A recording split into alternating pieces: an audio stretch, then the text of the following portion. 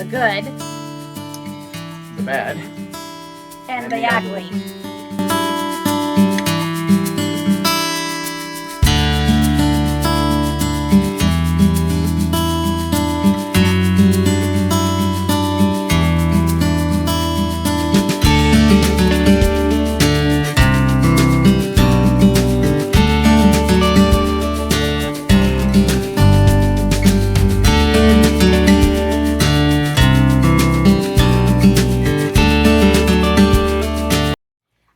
Welcome back to Bucket List Homestead. My name is Lynn.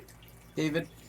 And today's video was originally going to be scheduled as a live, and for whatever reason it didn't work out, but you know, sometimes things work out better. I think it's better if I actually film a video than doing a live. So we're going to do a video. This video rather is going to be about what we thought as first time meat bird raisers. Is that the word? Yeah. We thought we'd tell you our thoughts on how it went,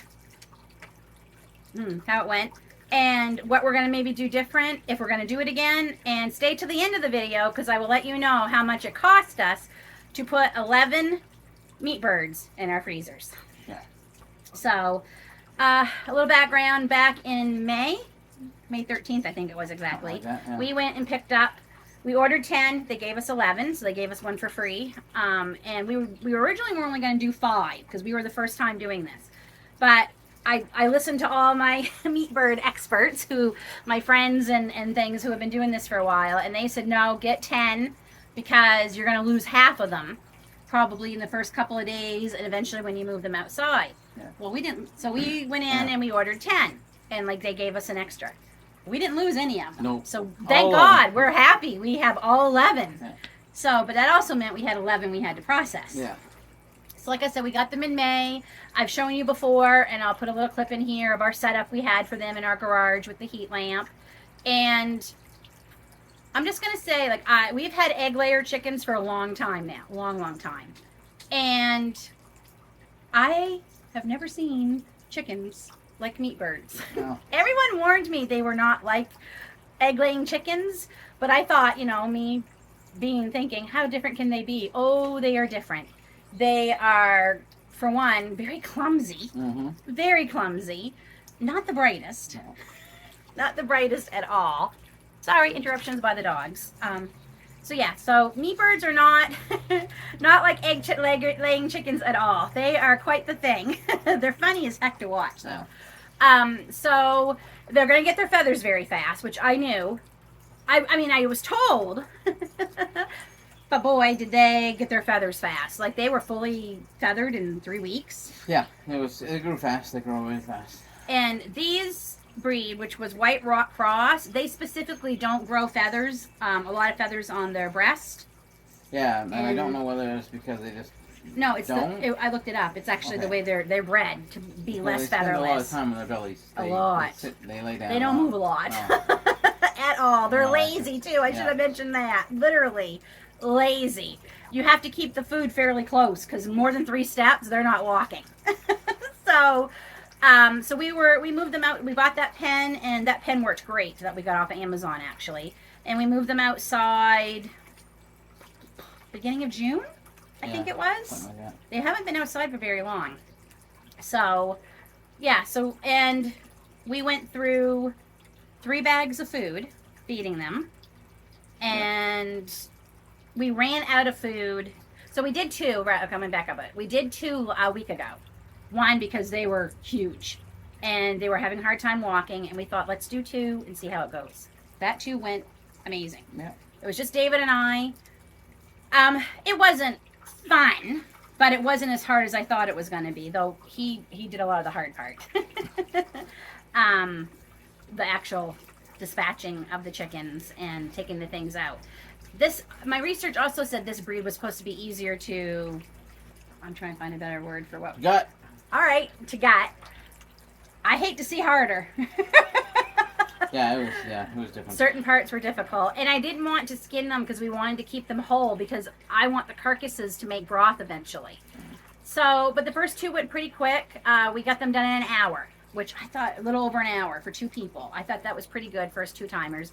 And those 2 were 6 and 6.5 pounds. And I was feeling great. I'm like, woohoo, that is a good sized chicken for our family.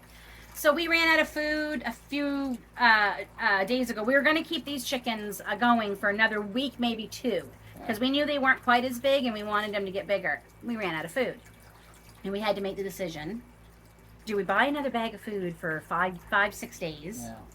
Or do we go ahead and try? So we said we're not going to buy more food. So we made the decision to call the rest of them, 9 of them, yesterday. Aiden, our son, helped us. Thank God he helped us. It was totally different experience from the first 2. Yeah. They were harder. Yeah. Everything about them. They were harder to pluck. They were harder to gut. They were just everything about them was difficult. And they only averaged around 4 pounds each. Yeah. Our biggest one that we did was 4.6. So that was the third chicken, the first yesterday. And we're thinking, okay, 4.6, that's not bad. We're probably going to have close to 5 pounds, the rest of them. Nope. They all averaged 4, and a few of them were just over 3, which was really disappointing because that means I'm going to have to cook 2 of them at one time for a meal for us. So, yeah. So, we're going to start. We have notes because we're going to be looking at, because so much went through our heads, there's no way we remember it all. The first thing we'll say is they're going to be more work than you think they are. We knew they were going to be a lot of work. We knew it. That was even more. It was even more work than we knew. And we knew they were going to be a lot. It kind of depends on how you pen them. Because we wanted to keep them in a coop at night. Some people don't do that. No. But we have a high predator. A lot of predators around here, and the pen we bought, it's not predator proof in any way, shape, or form. It's got some chicken wire on it and metal tubing. It's easy to dig under and stuff like that. So we keep them in a coop at night, and that was more work. And some people don't do that, so you might not find that so much work. Because if you just leave them out, then it's not so bad. We'll tell you what we're going to do different about that in a few minutes. But yeah. So David did it almost every night. He put all 11, and then eventually 9, away every night. And it was a lot of work catching them and putting them in, because the coop we have, and if you remember, we bought a coop and then we added on to it. Yeah. It was up high on stilts, and remember what I said about meat birds? They're not the brightest. They didn't know how to use the ramp, and they literally would go to the open door, and if David didn't catch them, they would have gone thump, thump, thump, like lemmings right out the door. No thoughts whatsoever. And we're like, okay. So that was a lot of work. The raising them wasn't, it was a lot of, that was the hardest part about that, was putting them away every night. But the raising them, they, give them food, water. You do, the same thing with normal chickens, but they're not going to move a lot. So I guess we'll just go, I guess that's all we'll say about raising them. Other than we did a coop at night, which a lot of people don't do, but we didn't want to lose them. And you do got to move them around. Yeah. In different parts of your property. Especially depending on how many you have. Because they will wreck your lawn, though. If you have them on a lawn, they'll poop a lot. Yeah. That's the other thing you need to be prepared. They poop a lot. Yeah. So if you were going to be moving them, so if we had only 11, so we could keep ours in one space once a day. I know people who have a lot more than that, and they're moving them several times a day. Yeah. So you need to keep that in mind. If you've got lots of places you can move them to, and then you can get a lot. But if you don't have a lot of places you can move them to several times a day, you got to think. So honestly, 10, 11, the most we'll probably do, again, would be 15. Yeah, so... because the size of our pen, because we don't want to buy another one, and how often we can move them. We had to get a minimum of 10. Yes, we have to get a minimum of 10. You have to get a minimum of 10. Yeah. If it's your first time, then trust me, that's all I suggest you get. Yep. Because it can be a little overwhelming having to do. Yeah, if you can get just 5, go for the 5. Yeah, just to test your work, see if it's something you want to do. Because, well, we'll probably get into that a little later, but partway through we were wondering if it was worth it doing it again. So when we started yesterday, it was exhausting. We thought 4 hours. 3 of us, we'll get these done in 4 hours. Friends, it took us 8. Yeah. It took us from the morning until supper time. It was exhausting. It was hot. It was exhausting. Did I already say that? At one point, we were down to our last 3. I hadn't ate lunch either. And I came in to get a drink of water, to use the washroom, and I cried because I was exhausted. And I felt very guilty because this was kind of I wanted to try them. And he'll say yes to just about anything if it means something I want. And this is the other thing, too, put a note down here. Expectations versus reality. There's nothing glamorous about this. And there's nothing romantic about this. And I think a lot of homesteading gets romanticized, and I'm guilty of falling for it every time. Instagram-worthy homesteads, right? It's not glamorous, and it's not... No, expectations are different. I don't even know what the expectations were. I'm not sure what we thought. You get a picture in your head about most things. I didn't really have much of a picture in my head about the meat birds. Some parts of it were easier than I thought they were going to be. Like, I really thought, I'm not even going to be able to pluck these birds. And man, I was a plucking machine near the end of the day yesterday. So yeah, expectations versus reality really slapped us, more me than anything, in the face. So we need to stop romanticizing everything about homesteads. And I love homesteading, and I'm not going to stop. But I've had a couple slaps in the face this year about reality and expectations. So yeah, just try and keep that in mind. Please. It is definitely more work, and it's going to cost you more than you think, and it's going to be harder than you think in some parts. So keep that in mind. If you got help, good for you. Oh yes, if you got help. So yeah, okay. Things we would do different next time. We'll start with raising them. We're gonna get a coop. We're gonna build a coop that's on the ground and on wheels. So we only have to move the coop into wherever we moved the pen that day. They'll spend the night in that spot. We'll move the pen and put the chickens down in there. Leave the coop where it is until nighttime and move it back down to where they are. We think that will make a little less work than physically picking them up, taking them. Because I'll show you. We would take them. Is the pen? Hold on, just a second. So David would take them out of this pen every night and take them down to that little coop inside our chicken run every single night. So next time we're just going to make a coop that will fit in here, put it ground level on wheels, and move the coop to them once a night instead of trying to put, and hopefully with it being ground level, they'll be able to get in and out of it on their own too. Like they won't need us to physically take them out. So that's one thing we'll definitely do differently. Anything else we would do different? Raising them on organic feed. Yeah. I'm still touring with it because some of our expenses we won't have next time. Like we won't have to buy a lot of things next time. So maybe the organic, because I wanted organic chicken. Like that was the whole point of doing this, because to buy a 4-pound organic chicken, we just saw them today at the grocery store. And I wouldn't even say they're necessarily organic. They're free from antibiotics, hormones. It doesn't mean they're fed organic food. So we have to easily add another $20 on if you want to get truly organic 4-pound chicken. $30, 30 to 40, more like 40 maybe. Yeah. Probably closer to 40. I mean, look how expensive organic turkey is. Yeah. So I'm going to say a 4-pound fully organic chicken would be around $40. So that's one of the reasons I wanted to do this, was it's going to be cheaper to raise these chickens ourselves. We know what they're eating. We know what kind of life they're going to have. And, I'll be feeding us better meat. The organic food here doubled on us this spring. Right after we got the meat birds. We got like the 1 bag at a reasonable price, and then after that, it was doubled. So that cost us a lot more than we planned. So we're debating about just feeding them. If we can, I'd like to at least find them non-GMO feed, which is hard to find. But if we can, but I do have a lead on 2 new places too to get feed. So, but going forward, we might not do organic feed. That might be something we change, raising them. Anything else you change raising them? Oh, I'll probably get a better brooder situation. I thought our brooder was awesome. I know, it was probably but it was kind of thrown together at the last minute. Because what we were going to use wasn't going to work. I would get a better lining system than I had, and Yeah. I just had cut up cardboard and stuff.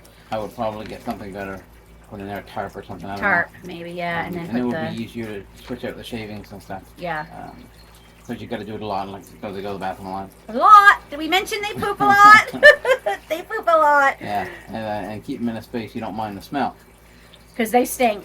And like we were able to open a window we kept ours in the garage. Remember, we were able to open the window, but I was scared to open the door because I'm like, if any predators come in, they'll grab them. So we couldn't get a lot of airflow that way. So yeah, I be prepared for stinky. They smell more than egg layers. They really do. They just do. I guess it's probably because they're eating more protein than egg layers. That would be my guess. I think that's probably all we would change for growing them. When we get to the culling part, some of the things we would change. So we'll start with the first 2. We fasted them like you're supposed to. You need to fast them for 24 hours. We were only going to do 2. We removed them, put them back in the brooder in the garage, and all they had was water. I think that was part of it. These ones, we kept them outside without their water, but on grass. Without the food, not the water. Or sorry, they had the water. We took away the food. Yes, they had water. We took away their food. Not that they had a whole lot left, but we took away what was left. But they had the grass. Yeah, they ate a lot of grass. They ate a ton of grass. Yeah. So that was stupid on our part. So we should have put them in the brooder in the garage for 24 hours. So just keep that in mind when you fast them, where you're fasting them. Maybe they should have, they will eat. Yeah, and even in the gravel, the bugs, any of that. So that was, I think, another reason it made them more difficult than the first 2. We will cull them at 6 weeks instead of 7 and 8 weeks because we didn't give them food at night, and you should give them food at night, but because they were going into that coop, there was just not a lot of space for the food, and we didn't want to overcrowd them, so we kind of knew it would take us a little longer to get them, and I think that's why they weren't as big. They weren't as big because they should have had food at night. So that was, and I knew they should have had food at night, but the situation we had we weren't able to put the food thing in there, and I knew we were taking a chance. I knew it. So yeah, we will definitely we'll feed them 24 hours. So that way we can cull them at 6 weeks. And then we'll know exactly, we'll probably go through a little more food because then they are going to eat 24 hours. But yeah, they had it 24 hours while they were in the brooder. Yeah. But when they came outside and went into the coop at night, we didn't have room. So that's something we will do different. They'll have food at night and during the day. At the actual culling, so yes, we'll cull at 6 weeks. We will have a bigger table set up for everything. The table we had was not big enough. We literally could only do 1 chicken at a time, which is also what slowed us down. Or we'll have 2 tables. I found because I couldn't do any of the culling or even the gut. I was willing to try a couple of pulling the guts out, but I was worried about doing it wrong. Like I was petrified about doing it wrong. So I took care of all the sanitization and cleaning. That was exhausting. I might have overkilled with that because I cleaned after every single chicken. I sanitized everything after every single chicken because I think this is my biggest fear. It wasn't culling them and it wasn't us doing it necessarily ourselves. It was us doing it wrong and making us sick.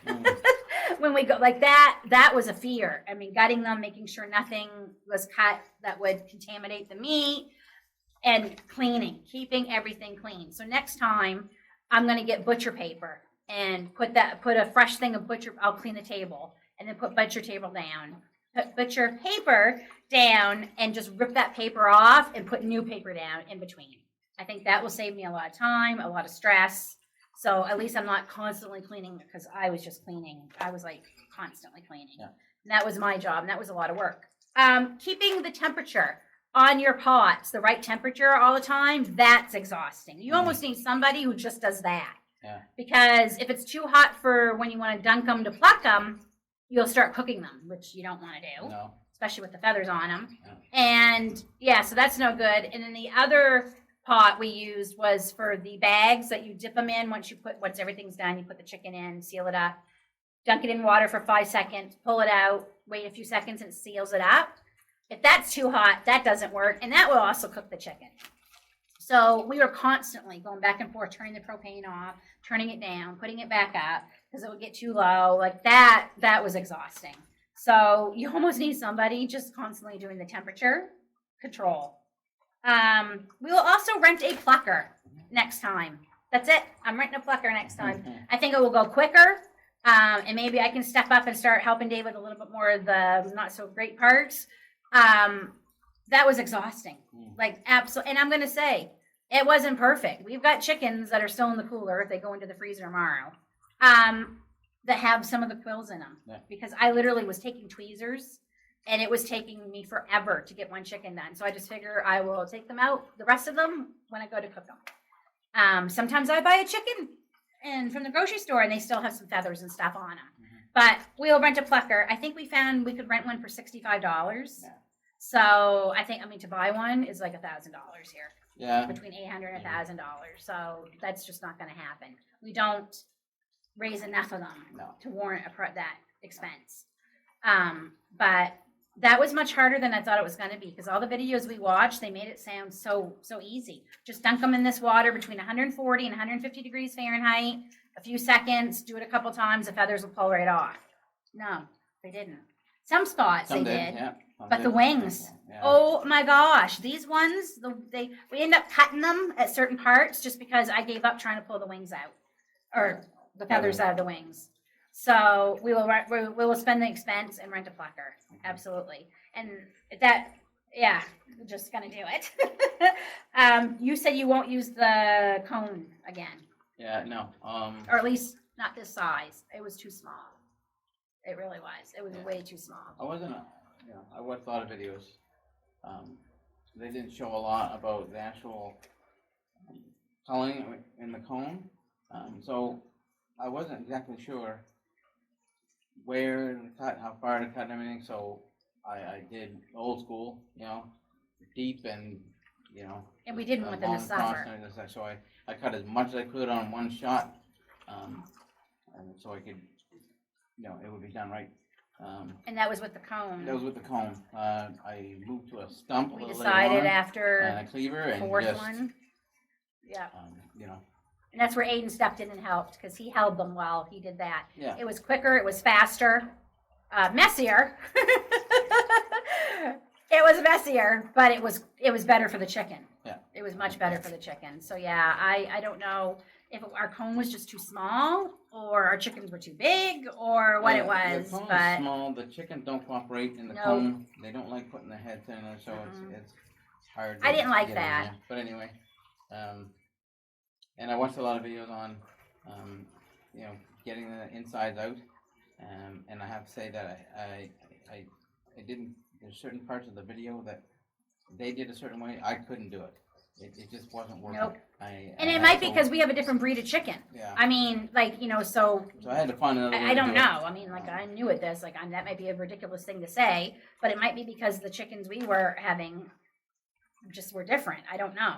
It might be the age of them too. We don't know. It might be because they ate grass for 24 hours. So, yeah. And the better, to get a better table, I'll also be able to have better stations set up.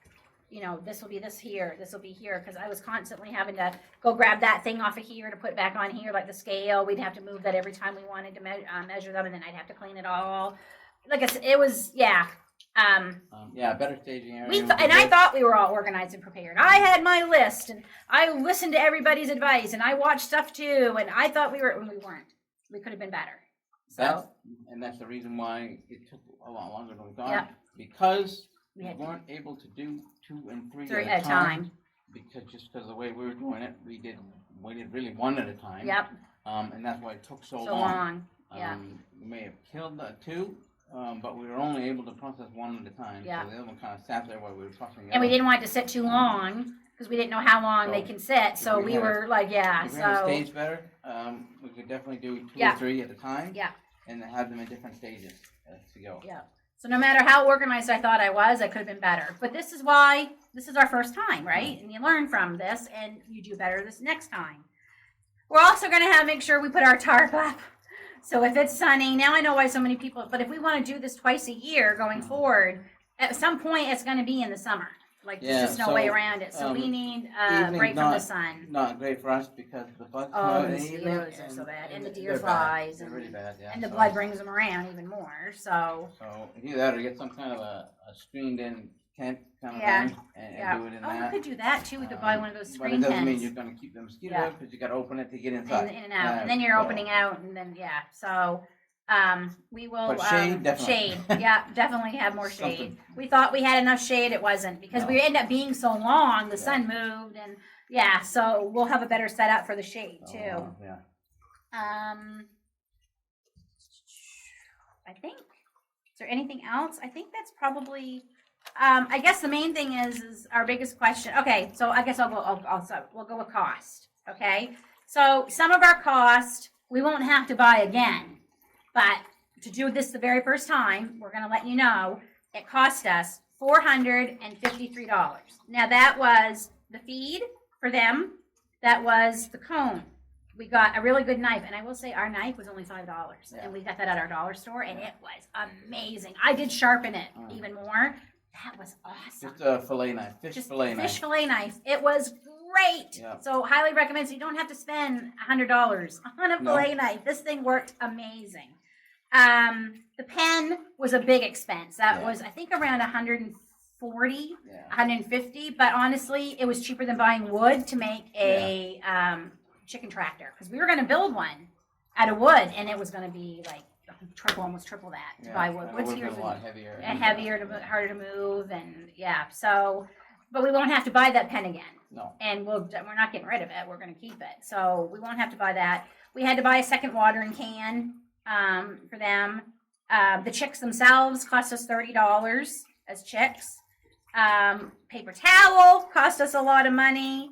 Now the bags I bought to seal them in, they were around $40 or $50. It was a lot of bags though. I have enough to probably we'll have enough to do 2 more batches of chickens. But still, I put that down there because we had to buy them. A tank of propane, the gloves we went through, all of that added up to $453, which works out to be about $40 a chicken. Which makes me very depressed because I'm like, well, that's how much they are to buy in the store. At one point, Aiden even said, how much do people get paid for this? Because this is a lot of work. And David said, but not enough. Whatever it is, it's not enough. So I'm a little disappointed that basically we did all this and we didn't save money because that's about what they are, and to buy an organic chicken from an organic grocery store. But I also said if we took away all of the stuff that we don't have to buy again, we'd only end up having to spend about $223, which brings us down to around $25 a chicken for an organic chicken, and we'll make sure they're 6.5 pounds. That is pretty good. So sometimes, though, I mean, you say this too, sometimes homesteading is not necessarily about saving money, which sounds silly. I mean, my garden is definitely a way to save money. But sometimes it's about knowing how the animal lived, knowing what it was fed, how it was treated. That is just as important to us, and I think most homesteaders, as is saving money. That being said, I want to save money next time. So that might be why we will just go with non-GMO food. That will cut our food cost in half, that will make the chicken. If we don't go with the organic feed, then we're down to like $12, between $10 and $12 for an organic chicken, or it won't be organic, but that would be $10 to $12 for a chicken. But it won't be organic, but it certainly would be a lot better. Yeah. So, okay, all that being said, everything we went through, I know the question you're all going to ask is, would we do this again? If you'd asked us yesterday with 3 or 4 chickens to go, we weren't going to do it Probably again. no, yeah. We were like, no, we're not doing this again. And then we got our second win, and Dave and I were talking, and Aiden was standing there. And I said, just because something is hard, I don't want to stop doing it, because what are we teaching him? Right? If it's difficult, but there's better and smarter ways of doing it, which we're going to work on. So today, 24 hours later, it's been almost exactly 24 hours since we finished. How do I feel about it? I'd like to do it again. How do you feel about it? And you can be honest. No, I don't mind doing it again, as long as we make the corrections we need to make, and it would go a bit smoother and a bit faster. Definitely take more breaks. Recognize if you need a break. Yeah. Because I was out there a lot. Never thought about drinking water or anything like that because I just wanted to get things we were done. in that. So you get in the zone and you're off. Just want to get done. You don't realize that you're getting tired. You're getting dehydrated. So after my little breakdown, I had a great second win, and I was able to wrap it up. In between, and get some water in you, and get a break. Get out of the sun if you're in the sun, and it will help. And that led to, this is ridiculous, I don't want to do this anymore. That led to that kind of feeling. Yeah. And then if you had done things right and had took a proper break and had to get, you probably wouldn't have felt like that. It probably would have been easier going. Easier, yeah. So, Aiden was a rock star. For his first, you have to remember, Aiden is 16, so we didn't move out here until 9 years ago. So he was still young enough. And he was excited about the egg layers and helping me in the garden and stuff. Grace wanted a whole lot to do with the chickens at all. She helped me with the garden, but now she's at the stage where she stayed in the house the whole time. She wanted nothing, and that's fine. But Aiden had we didn't have much of a background, but he had zero, and he was a rock star. At one point there was a mishap, and he got coated in blood. Thank God he had his glasses on. I had to take his glasses off for him, clean them all up. I had to hose him down. He wiped it all off with paper towels, cleaned himself up, and he helped and went and grabbed the next chicken and brought it to David, and they did it. And he was a rock star. I really wasn't sure how he was going to do, and he did amazing. I am so proud of him and so grateful he helped us. He did great. He did great. When we were finishing up the last chicken, he says, "Can I go in now and take a shower?" I'm like, "Yes, please." So he's like, "I'm going to go take a really hot shower." So he went in and did that. So, I'm just so grateful he helped us. So we also think we want to do more because I figured out, honestly, we have about one whole chicken a week as a family. That's 52 chickens. But so if we can put 40-ish into the freezer for next, going forward, I would like to do that. We were going to do another batch. We're going to order another batch next week, and then those would be ready September-ish. We've decided not to. We have so many other things we need to get done that we need to make them a priority. Those other things we need to get done. And I was starting to feel really resentful of this part of the homestead because it was taking all of our energy, all of our money, and there's so many other things I wanted to get done. So we've decided to take a step back. And as my friend Darren at Thorhaven Farm said, sometimes to move forward, you got to step back and maybe not do some things. So that's what we're doing. I think you put that perfectly. So we're taking a step back, but we do plan to we're hoping to get maybe 15 in the spring, and then they would be ready to go in the freezer May, June-ish. And then do another batch that would be going into the freezer around September, October-ish. Maybe even order them in August and worry about them in October when it's a little bit cooler. So, but yeah, we're going to do it again. I think we're smarter for it. I think we're going to be a lot smarter going forward. And I'm going to cook our first one next Sunday for dinner and see how it goes. And I know when we sit down to eat that, to know that we not only grew that, but we did everything else to feed our families. I think that's going to feel pretty darn great. And hopefully I'll have some more vegetables from my garden so the whole meal could be homegrown. That would be really amazing. So I guess that's our thoughts. The good, the bad, and the ugly. We want to be honest about what it was like, and we are first timers. You grew up on a farm, but we didn't kill our chickens. No, his mother could. No. She got too attached to everything. Yeah. You hunted though. Yeah, we hunted and stuff like that, but it was a long time ago. And it's different when you're doing just one. You go out, you shoot a partridge or two or a pheasant, you bring it home, or a turkey. It's one. It's not. So hey, you know what? My hat goes off to all of you who do it by yourselves. Oh my gosh, talk about rock stars. And all of you who do 40 and 50 at a time. Our hats are off to you all because it's a lot. It's a lot. But I'm pretty proud of us. And I did a lot better than I thought I was going to do. I'm pretty proud of me. I did a lot better. Oh, Lily wants to say hi. I did a lot better than I thought I would, and I might even be able to do a little more next time. We'll see. I'm not sure how much, but I did pretty good. I really thought like, oh, I'm going to be sick or I'll feel faint, but I didn't. I didn't. If I didn't have them there, I'd still be out there now. So yeah. So if you're thinking about getting meat birds, I hope this helps you decide yes or no. You know, I guess my biggest piece of advice is just because something's hard doesn't mean you shouldn't do it, but research. Ask people's advice on who have done it. Yeah. Ask more. You know, there's no stupid questions as far as I'm concerned when it comes to that, because this is a big deal. Yeah. Like when you're talking about Watch some videos. a living creature and also not wanting to make sure you don't make your family sick. So yeah, but just you know, there's a lot of things that we have done as homesteaders that just because they were hard, it didn't stop us from doing them. And I'm proud of us that we keep going forward. But totally different. You had asked us a little while ago. We're in the middle of that yesterday.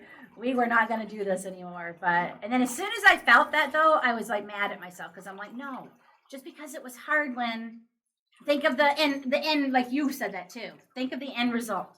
We have to think of the end result, right? So I just think that it's, you know, it's rewarding. It's exhausting and it's hard, but just because it's exhausting and it's hard doesn't mean it's not worthwhile. So I guess that's my biggest takeaway. Is there anything else you want to add? No, I'm there. Okay. It's just, you know, if it's worth it to you, do it. Yeah. It's not for everybody. Nope. If you try it, you don't like it, then don't do it. And I will say to have them butchered was like $7 to $8 each. Yeah, it has a big expense. So like we're like, really, we want to add like another $100 onto this to have somebody do it for us. So I'd rather put $65 into a plucker, renting a plucker. And the reason that they got to be licensed, if you kill something for someone else, you have to be licensed to be able to do it. Yeah, like we couldn't sell these, which I would never get into that anyway. Yeah. That's a whole different game. You're probably game. got to be insured in some way. Yeah, if people do get sick. Things can happen. But yeah, so it's a lot of money to have them butchered. So that was, like I said, I'd rather rent a plucker and just buy a few more extra birds to offset the cost of the plucker and get more done. Because I'm hoping the plucker will go. Well, now we're going to have to watch videos on the plucking machine, but it has to be quicker than pulling those suckers out. It's basically the same thing. Exact same way we did it. Yeah. Except you put it in a plucker instead of plucking yourself. And I hope it will go. You're still going to put them in the hot water. Yeah. You're still going to do all that, and then you put them in the plucker, and that's all. But hopefully it'll go faster so we can do more. You can put 2 or 3 in the plucker at a time. Yeah. And so it'll pluck. And if I can work my nerve up to do a little bit more, we definitely could have 2 of us maybe doing more of them. So I hope you like this video, folks. If you do, please give us a thumbs up. And if you haven't already hit subscribe, hit subscribe. Till then, take care, God bless, and we'll see you all soon.